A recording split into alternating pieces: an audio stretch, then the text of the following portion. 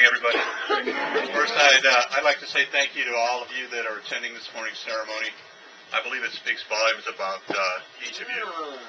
Taking the time to recognize the importance of this solemn occasion is something that I believe sets you apart. And I think that's something that you should be proud of. So thank you. Thank you, one and all.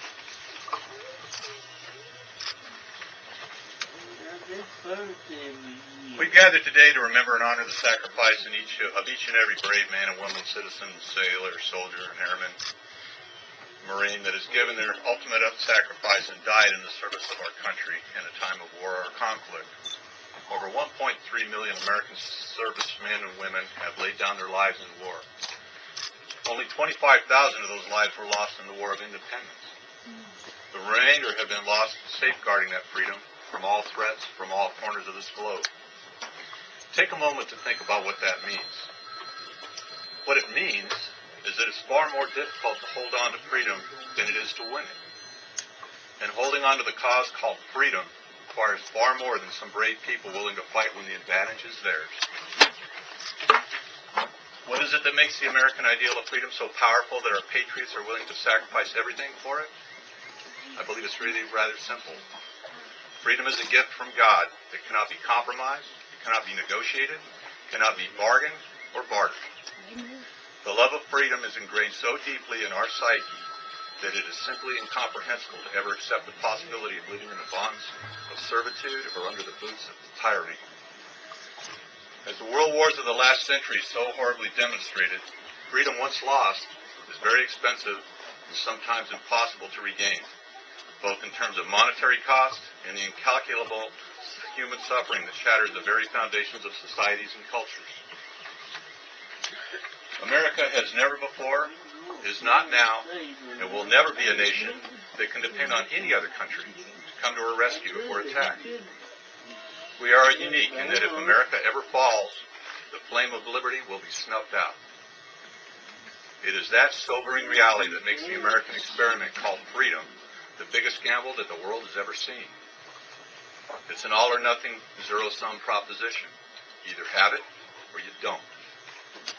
Freedom or servitude. It's that simple. It's that sobering reality that permits Americans to unhesitatingly and without reservation willingly lay down their lives defending this country. The people, the way of life, and the ideal called freedom that just a couple hundred years ago was so radical that it was beyond the understanding of most people. Since the birth of this country, the United States of America has been blessed with men and women that understood that there is more to wresting freedom from a tyrant than wistfully longing for it or accepting it as the norm once it has been won. They understood that those entrusted to valiantly guard that freedom may be called upon to give their lives, and they've done so. They understood. They understood that they had a solemn duty. A duty that throughout history, a relatively few people have been asked to perform. They understood freedom is something fragile, something to be cherished, loved and cared for, and guarded like a vulnerable child. They understood that freedom is never free. They understood. They understood that whatever the price of freedom, it's never too great a price to pay. They understood that from the time the first musket shot rang out and the gun smoke wafted through the air at Lexington, right up to the present time, that freedom is only enjoyed by those that are willing to pay for it. They understood the currency freedom is paid for with is in blood. They understood that the freedom they were fighting and dying for was not theirs, but the freedom of future generations. They understood. They were willing to give their greatest possession as a gift to all Americans and for an ideal that transcends any material gain or personal comfort they may have enjoyed if only they'd look away and let somebody else carry the burden.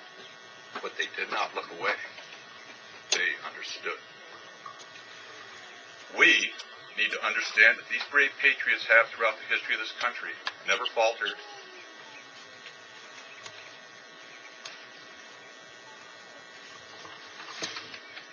when asked to carry the torch of freedom.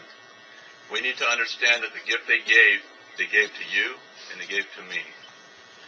We need to remember that these gifts were selflessly given by our loved ones, our sons and daughters, our mothers and fathers, and our sisters and brothers.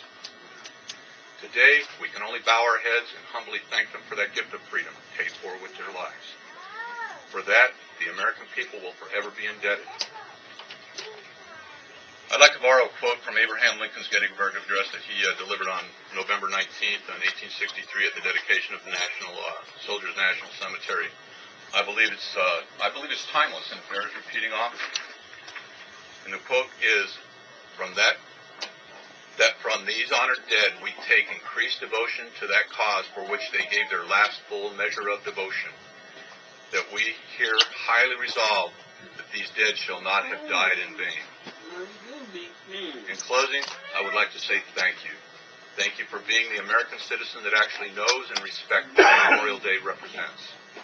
Thank you for taking time to honor our fallen countrymen and saying a prayer for all the American men and women that have selflessly laid down their lives defending the freedom that we as a people enjoy today. And most of all, I would like to thank those men and women that have given their lives in defense of this great nation. We owe you a debt that can never be repaid. May God bless you. Thank you very much.